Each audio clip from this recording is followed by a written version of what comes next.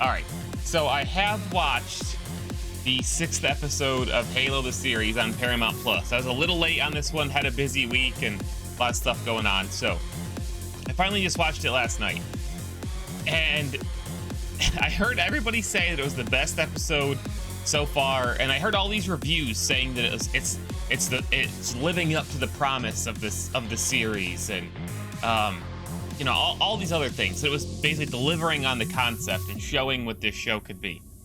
After watching the 6th episode, I've reviewed all other 5 episodes so far, and there's been some hits and some misses for me. There's been some things that have been good, a lot of things that I've critiqued, but overall, I've been like, you know, I can enjoy this show for what it is.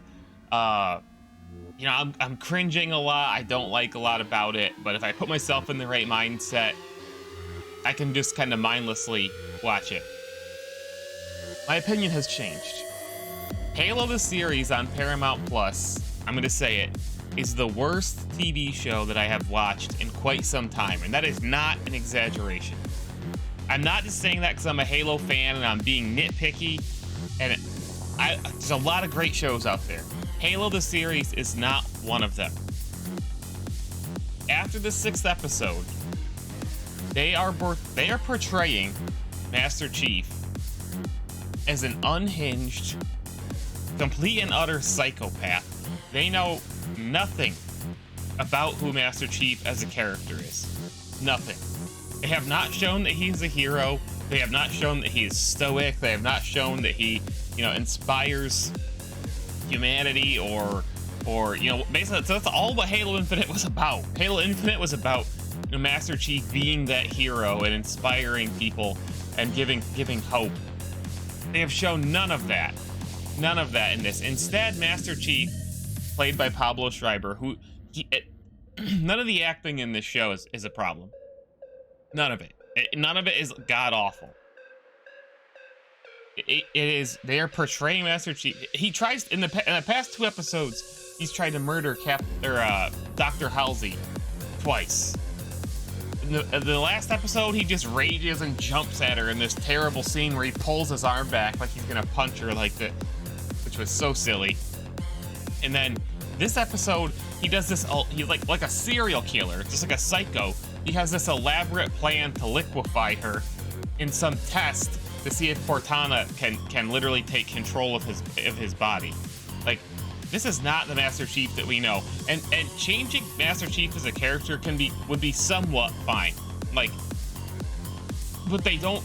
This character that they're showing us is not even a lead character of a show. This is a decent, like, side character. Like, there's nothing wrong with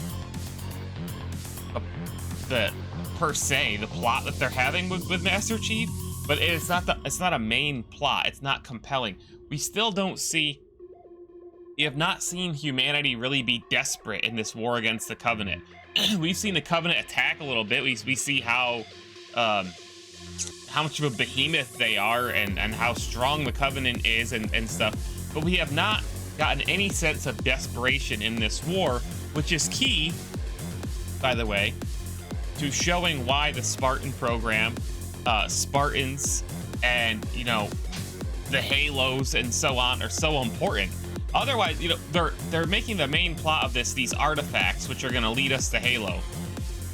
The main plot, that these artifacts are so important that, you know, it like everything's riding on these artifacts, basically.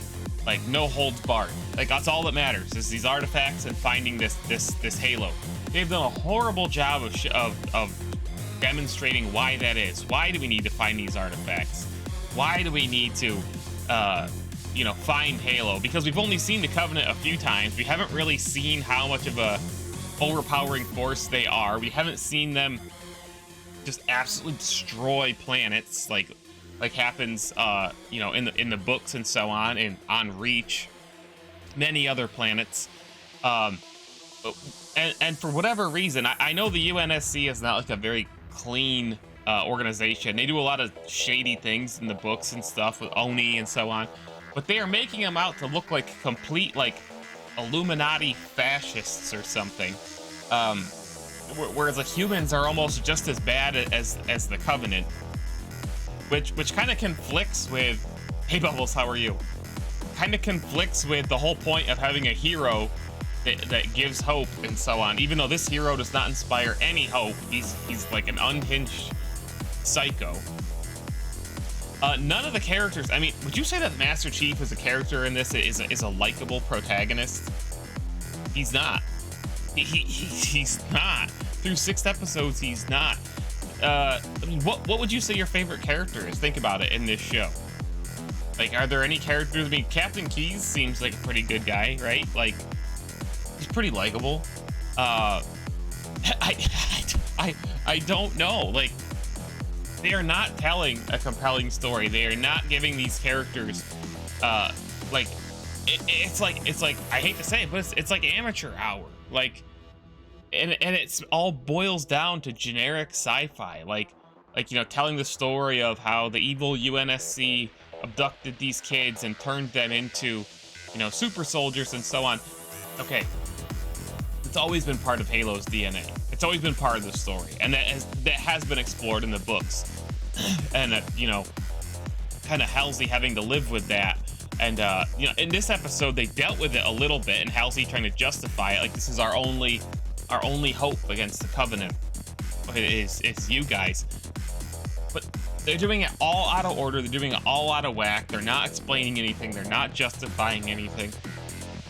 And I think Master Chief as a character, the Master Chief that we know from the books, wouldn't go on like a rage-induced, like, oh, I have to know the truth. You know, that we're seeing. I think Master Chief would say, you know what, like, this is terrible, this is awful, or whatever.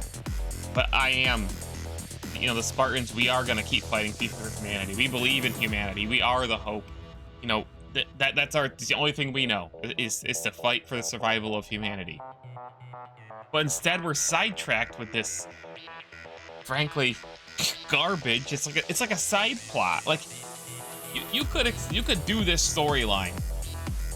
You could do this storyline of the, you know, learning the truth of the Spartan program, for example, as a side plot. You could do it through Soren's character. You could do it through any generic Spartan. And I would feel a lot better about this show, I think, if they weren't making it run through Master Chief, because they've taken Master Chief and they have just like obliterated the character. Like, it's not John, it's not Spartan 117. This is not Master Chief. And again, that's not a knock on Pablo Schreiber, not a knock on any of the actors or actresses, none of which I don't think are doing like amazing. None of them are giving amazing performances, but none of them are like god awful. I just think the whole thing, like, and you know, we did see, there was, you know, the final few minutes of this episode, the big reveal was Master Chief and this other character, the female human villain there, who I can't even remember her name because it's not significant. I can't remember what they call her. I think the actress's name is Charlie Murphy, not Charlie Murphy from Chappelle's Show, not Eddie Murphy's brother. They somehow are linked even more than we previously thought, and they're experiencing things, these strange things, through this artifact, which again makes zero sense to me. Not pulled from anything that I can recall in Halo lore, together. And so they're on Halo and they can see Halo. They look up and they see the ring. That as a vision through the artifact at least makes a little bit more sense, and serves a little bit more of a purpose. But the just how odd it is. Master Chief walks around like literally like just making stupid faces all the time and like acting like he's like about to explode.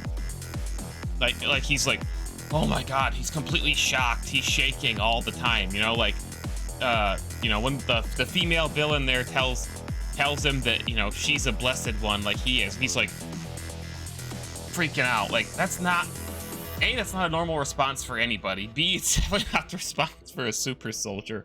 And I know he took his pellet out or whatever, but come on, man. Like, it's so forced. It's such forced emotion. It's such forced tension that it's not actually not actually important, not actually even fun or engaging as a viewer. Like it would make more sense to see Master Chief like asking some like really relevant questions and kind of that maybe viewers would ask and think like, oh, what does that mean? You know, nope. He goes and he storms out of the room in anger. Like, what is this? Like they're holding, it's the classic like we're holding secrets back from the viewer for no reason. You know, like it's so frustrating. I don't know. I'll keep bringing this up because it does bother me. They brought up the demon thing again this week. That the Covenant call Master Chief demon. Why do they call the Master Chief demon but not the other Spartans? What has Master Chief done that the other Spartans haven't done that make him the demon? You know, destroying a Halo would certainly make Master Chief a demon. That's you know, primarily why he is called a demon before, or they could just refer to all the Spartans as demons, and that would be fine too.